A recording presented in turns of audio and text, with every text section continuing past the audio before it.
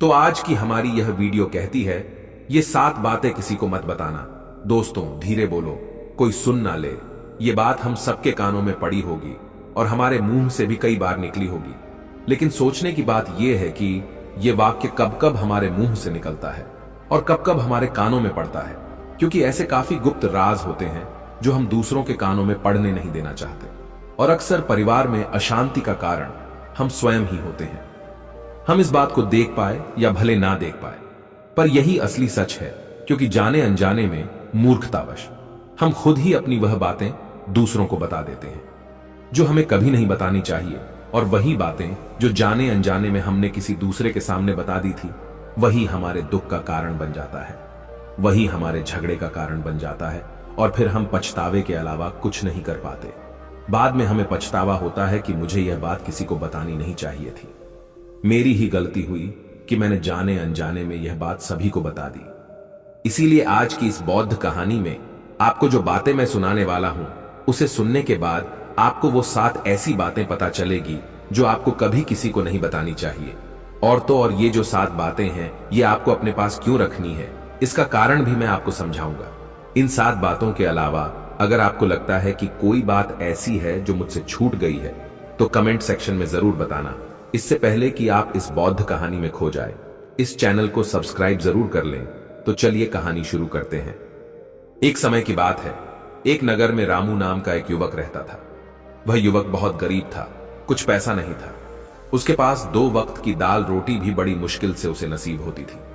किसी काम की तलाश में दिन रात खोज करने पर भी उसे कोई काम नहीं मिल रहा था। फिर एक दिन उसने अपनी पत्नी के सामने अपनी सारी समस्या बता दी। उसने अपनी पत्नी को कहा, मैं जिस जगह भी काम मांगने के लिए जाता हूं, तो हर कोई मुझे यह कहकर काम नहीं देता कि हमारे यहां काम की जरूरत नहीं है। मैं काम की तलाश कर करके थक चुका हूं। मुझे समझ नहीं आता कि मैं तुम लोगों का पेट कैसे भरूं, अपने बच्चों को कैसे पालूंगा, और यह चिंता मुझे दिन रात खाए जा रही है। यह सुनकर उसकी पत्नी ने कुछ सोचकर कहा, तुम एक आदमी के पास सिर्फ एक बार ही काम मांगने के लिए जाते हो, और जब वह काम नहीं देता तो तुम दोबारा उसके पास नहीं जाते। अगर तुम्हें उनसे काम लेना है तो तुम्हें हमदर्दी जतानी होगी, तुम्हें उनसे हमदर्दी हासिल करनी होगी, अपनी गरीबी दिखानी होगी, ताकि वह लोग तुम्हारी मजबूरी समझकर तुम्हें काम पर रख ले। इसलिए शर्म मत करो, उन्हें अपनी मजबूरी बताओ, अपनी गरीबी बताओ, और इसी उपाय से तुम काम पा सकते हो। यह बात रामू के मस्तिष्क में बैठ गई। अगले दिन काम मांगने के लिए वह उसी सेठ के पास पहुंचा जहां पर वह पिछले दिन काम मांगने के लिए गया था। लेकिन इस बार उसने हाथ जोड़कर उस सेठ से प्रार्थना की, उससे विनती की कि वह बहुत गरीब है और उसे काम की बहुत आवश्यकता है। वह जो कुछ भी उसे देंगे वह उसमें संतुष्ट हो जाएगा, पर कृपया करके मुझे अपने यहां काम पर रख ले। उसकी यह हालत देखकर उस सेठ ने उसे अपने यहां काम पर रख लिया। वह रोज वहां पर काम पर जाने लगा।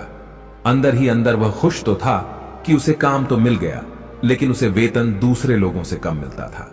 वही काम जो दूसरे लोग कर रहे थे, उन्हें ज्यादा वेतन मिल रहा था और उसे कम वेतन मिल रहा था। जब इस बारे में उसने अपने सेठ से कहा, तो सेठ ने कहा कि देखो भाई, तुम्हें काम की जरूरत थी, मैंने तुम्हें काम दिया। मेरा धन्यवाद करने की बजाय तुम मुझसे शिकायत कर रहे हो। यह कैसी एहसान फरामोशी है। यह सुनकर रामू वहीं पर चुप हो गया। बात कहीं ना कहीं सत्य थी। सच थी कि सेठ ने तो उसे उसकी मजबूरी के हिसाब से ही काम दिया था, और इसीलिए वह उसे अपने अनुसार ही वेतन देता था। लेकिन धीरे धीरे उसने यह बात अपने सगे संबंधियों और अपने दोस्तों को भी बताना शुरू कर दी कि उसका सेठ कैसा आदमी है और उसे कितना वेतन देता है। समय बीतता रहा और रामू पूरी लगन के साथ अपना काम करता रहा। लेकिन अब परिस्थितियां बदलने लगी थीं। सेठ अब रामू से दूसरे लोगों से ज्यादा काम लेता था और उनसे कम वेतन उसे देता था। यह बात रामू के मन को बहुत खलती थी। वह दूसरों से ज्यादा मेहनत कर रहा था और उनसे कम वेतन पा रहा था। इससे उसके आत्मसम्मान को बहुत गहरी चोट पहुंची। अब धीरे धीरे उसका मन अपने काम से हटने लगा। उसका मन काम में लगता ही नहीं था। जाहिर सी बात है कि ऐसी जगह किसका मन लगेगा जहां आदमी को अपने आत्मसम्मान के साथ समझौता करना पड़े। इसीलिए जल्द ही उसने अपना काम छोड़ दिया और वह घर पर आकर खाली बैठ गया। अब उसके पास घर का खर्चा चलाने के लिए भी पैसे नहीं बचे थे। इसीलिए उसने अपने सगे संबंधियों और अपने दोस्तों से सहायता मांगनी शुरू की। लेकिन उसके दोस्त उसके सामने तो उसे दया का पात्र समझते थे, उसे दिलासा देते थे, लेकिन पीछे से उसका मजाक उड़ाते थे। वह कहते थे, कितना बेवकूफ है, सेठ ने इतना काम लिया और बेचारे को पैसे भी नहीं दिए। अरे हम इसको पैसे दे दें तो ये कल हमारा भी पैसा नहीं वापस कर पाएगा। इसकी ऐसी हालत है, काम तो इसके पास कुछ है नहीं, पैसा कहां से लाकर देगा। और इसी वजह से रामू की हालत दिन पर दिन खराब होती जा रही थी। अब वो दिन रात तनाव में रहने लगा। वही दोस्त, वही सगी संबंधी जो उसके अपने होने का दिखावा करते थे, वो उसे दया का पात्र समझ रहे थे। उन्हें उसके ऊपर तरस आ रहा था। सब लोग आकर उसे ज्ञान तो बहुत देते थे, लेकिन कोई सहायता नहीं करता था।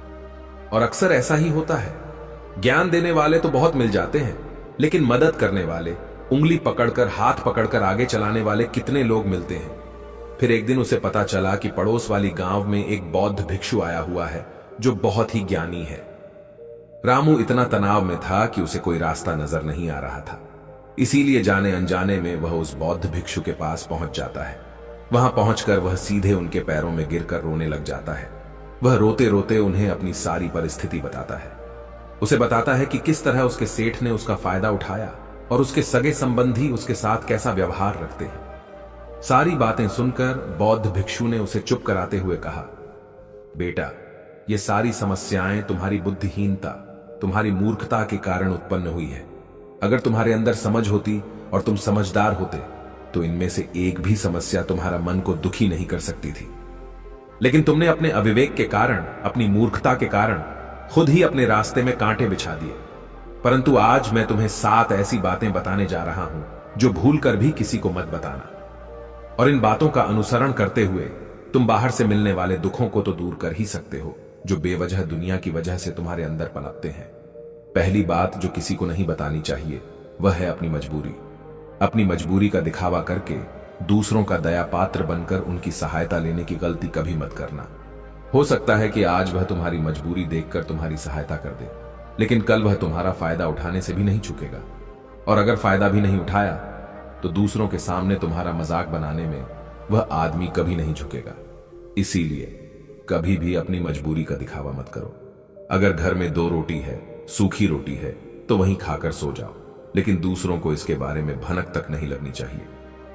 जरा आप खुद सोचो, मजबूरी बताने का क्या कारण होता है एक इंसान का?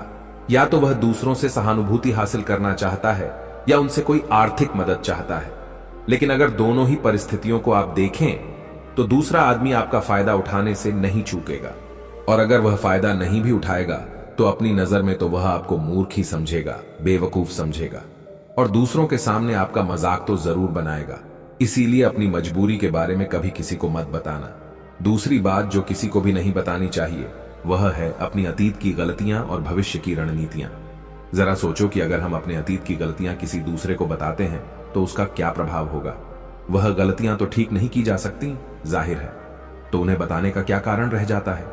आप अपने अंधेरे पक्ष को खुद दुनिया के सामने बता रहे हो, खुद अपनी गलतियां दूसरों के सामने बता रहे हो। इससे उस आदमी की नजर में आपका चरित्र कमजोर हो जाएगा और वह भविष्य में हमेशा आपको उसी नजरिए से देखेगा। इसीलिए किसी भी आदमी की नजर में अपना चरित्र गठित मत होने दो। और जरा सोचो कि आप व्यर्थ में ही अपने भविष्य की रणनीतियां दूसरों के सामने बता रहे हो। जो लोग आपके काम का हिस्सा ही नहीं है, उनके सामने अपने भविष्य की रणनीतियां, अपनी डींगे हाँकने का क्या फायदा? वह लोग आपकी सहायता तो नहीं करेंगे, लेकिन आपकी भविष्य की रणनीतियों में बाधा जरूर बन सकते हैं।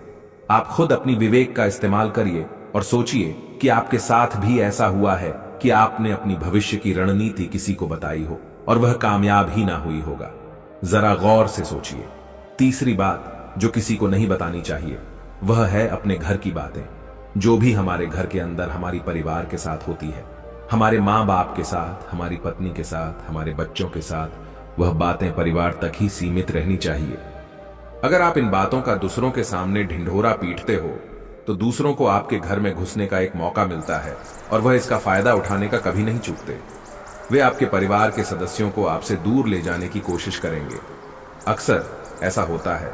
हम समाज में देखते हैं कि हम अपने घर के झगड़ों को कम करने के लिए उन झगड़ों को अपने पड़ोसियों और दूसरे सगे संबंधियों को बताते हैं, लेकिन इससे आपको सहायता कभी नहीं मिली होगी, बल्कि आपके घर की लड़ाई झगड़े और ज्यादा बढ़ गए होंगे, और वह जाहिर है कि बढ़ेंगे।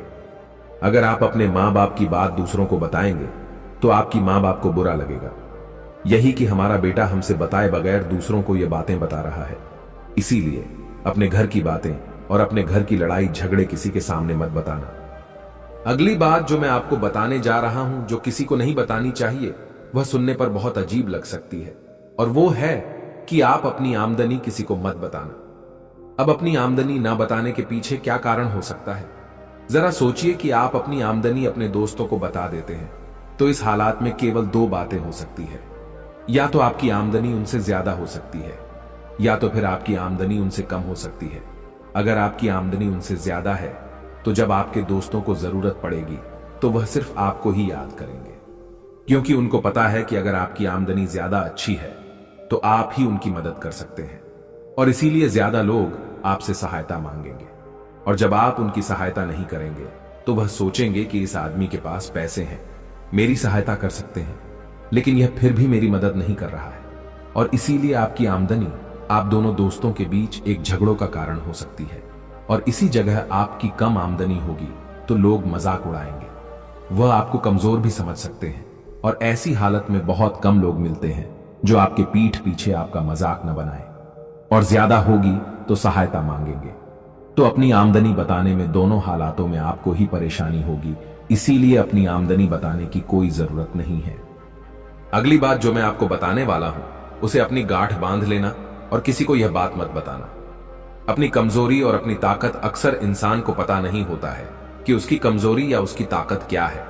लेकिन अगर आपको अपनी कमजोरी और अपनी ताकत पता है तो पहली बात तो आप बहुत ही बुद्धिमान आदमी हैं, और दूसरी बात कि आपको यह बातें किसी को पता नहीं लगने देनी है, क्योंकि अगर आपकी कमजोरियां दूसरों को पता चल गईं और अगर भविष्य में आप दोनों दुश्मन बन जाते हैं तो वह आपकी कमजोरियों का फायदा उठाएंगे, और अगर उनको आपकी ताकत पता चल गई तो वही ताकत आपकी कमजोरी बन जाएगी, क्योंकि वह ताकत दूसरे आदमी को पता है, और वह ताकत का तोड़ भी आज नहीं तो कल ढूंढ ही लेगा, क्योंकि हर शेर का सवा शेर होता ही है। ऐसा भी हो सकता है कि इसके बाद आपको उनसे हमेशा दब के रहना पड़े। अगली बात जो किसी को नहीं बतानी चाहिए वह है अपने मित्रों और दुश्मनों के बारे में। अपने मित्रों के साथ बात करना और उनके साथ अपने दोस्तों और दुश्मनों के बारे में आपके अनुभव और विचारों को बताना अच्छा हो सकता है, लेकिन ध्यान और सावधानी से अगर आप अपने मित्रों के बारे में दूसरों को बताते हैं तो वे आपके मित्रों के साथ खिचड़ी पका सकते हैं और आपको धोखा दे सकते हैं। आपके गहरे मित्रों को आपसे दूर करने का प्रयास कर सकते हैं। आमतौर पर सामान्य लोग ऐसा नहीं करते, लेकिन आपके दुश्मन ऐसा करने की कोशिश कर सकते हैं। वे आपके गहरे मित्रों को आपसे दूर करने की कोशिश कर सकते हैं। दूसरी ओर आपके शत्रु के बारे में भी किसी को नहीं बताना चाहिए, क्योंकि आज का मित्र कल आपका दुश्मन बन सकता है, और वह आपके दुश्मन के साथ मिलकर आपको हानि पहुंचा सकता है और धोखा दे सकता है। इसलिए अपने सबसे अच्छे दोस्तों के बारे में भी अपने दुश्मनों के बारे में कभी बात नहीं करनी चाहिए। आखिरी बात में मैं यह कहना चाहता हूं कि जब आप दान करते हैं तो उसके बारे में भी किसी को मत बताएं, नहीं तो दान करना व्यर्थ हो जाता है, बेकार हो जाता है। जब आप अपने दान का ढिंढोरा पीटते हैं तो आप यह बता रहे होते हैं कि आप कितने बड़े दानी पुरुष हैं, और यह आपके अंदर एक अहंकार पैदा करेगा। इसीलिए दान जितना गुप्त रूप से किया जाए उतना ही अच्छा होता है, उतना ही फलदायी होता है। ऐसा कहा जाता है कि जब आपका बायां हाथ दान कर रहा हो तो दाएं हाथ को भी ना पता चले कि बायां हाथ दान कर रहा है। बौद्ध भिक्षु ने रामू को जो 7 बातें बताईं, उनमें संसार के सभी सिद्धांत छिपे हुए हैं। इन बातों का पालन करते हुए आप अपने घर में सुख शांति बना सकते हैं और घर के झगड़े हमेशा के लिए दूर कर सकते हैं।